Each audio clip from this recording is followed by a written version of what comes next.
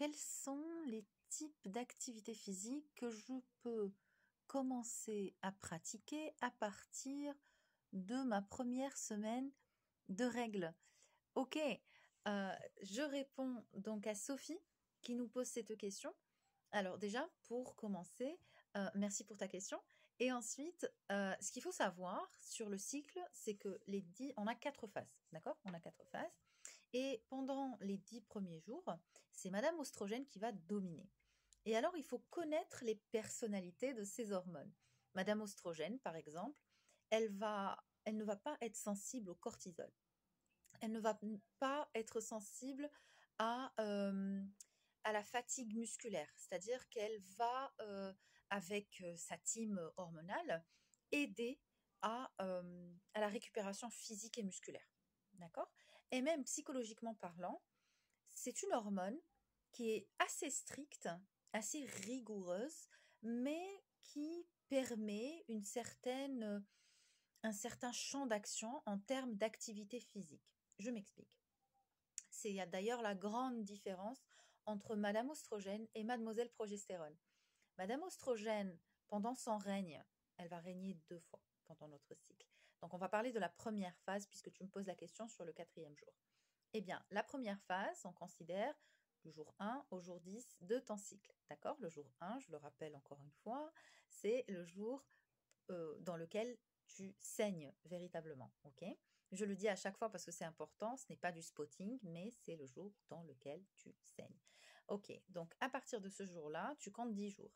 Donc les 2 premiers jours, moi je conseille simplement de la marche ou des exercices très doux, pilates, etc. Toi, tu parles du 3e, 4e jour.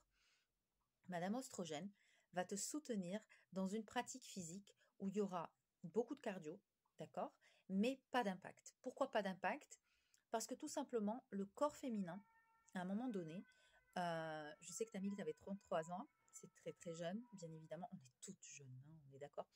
C'est pas ça le truc, le problème, c'est que le vieillissement cellulaire commence à partir de 25 ans.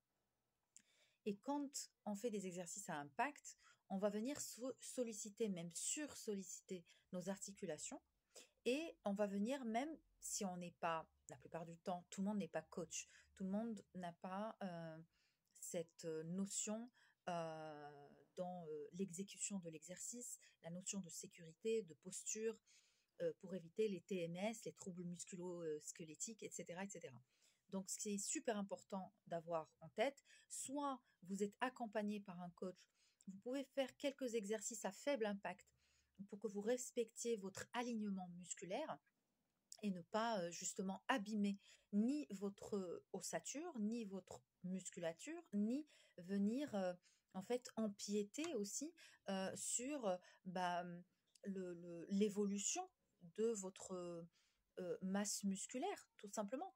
Parce qu'une masse musculaire qui est abîmée ou qui est inflammée avec un peu d'inflammation n'est pas une masse musculaire qui va favoriser une évolution sympa. Donc, pour revenir à ta question, Madame Oestrogène, oui, elle va te soutenir pour faire des exercices intenses, comme par exemple le HIIT. Tu sais, dans le HIIT, si tu fais du beer walk, tu vois ce que c'est le beer walk? C'est quand on descend comme ça avec les mains et qu'on remonte et qu'on le fait à plusieurs reprises.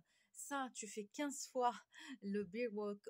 Ensuite, pardon, tu fais 15 squats, tu fais 15 fentes et tu fais les exercices, tu sais, où tu te mets sur un genou, puis tu pousses ton corps et tu te relèves.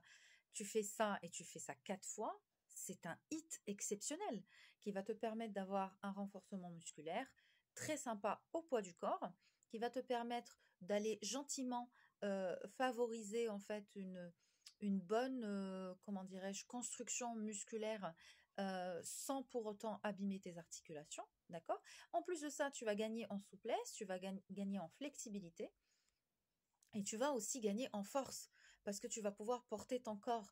Je le dis à vous toutes, mesdames, écoutez bien. Si vous voulez commencer à faire de la musculation, commencez déjà à maîtriser le poids du corps.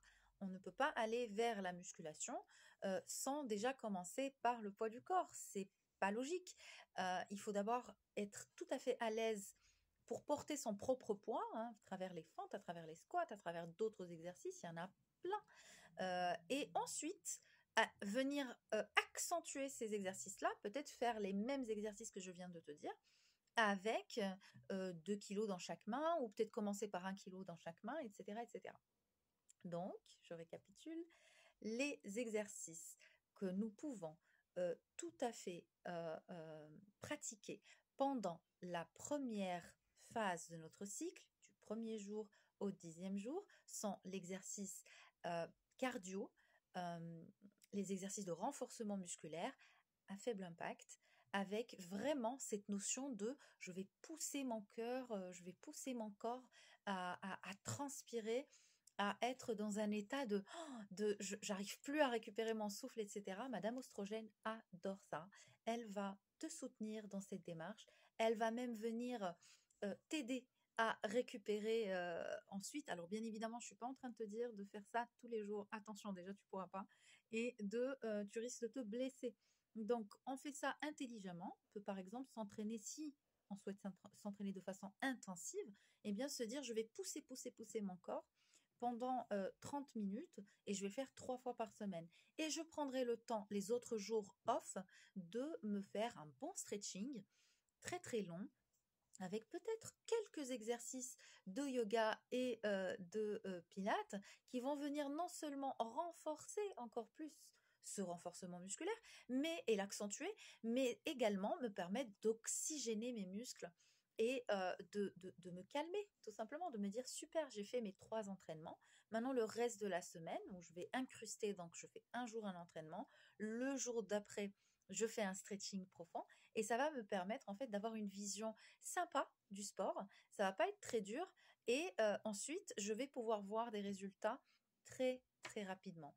Hyper important d'avoir cette notion en tête du moyen long terme, de se dire quels sont les exercices que je vais pouvoir euh, pratiquer pendant ma la première phase de mon cycle, et que je vais pouvoir faire jusqu'à ce que je sois ménopausée. Ce que je suis en train de te dire, c'est vraiment un plan d'entraînement intéressant que tu peux reproduire encore et encore jusqu'à le maîtriser, pour ensuite rajouter du poids et éventuellement le modifier, le changer pour apporter un petit peu quand même de variation.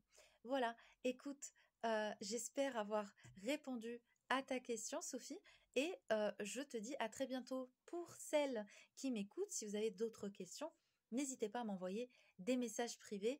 J'aurai vraiment plaisir à vous éclairer et à vous expliquer comment vous pouvez fonctionner en collaboration avec toutes les hormones que nous avons pendant notre cycle. Voilà, je vous dis à très bientôt sur Fit Mon Cycle. Au revoir.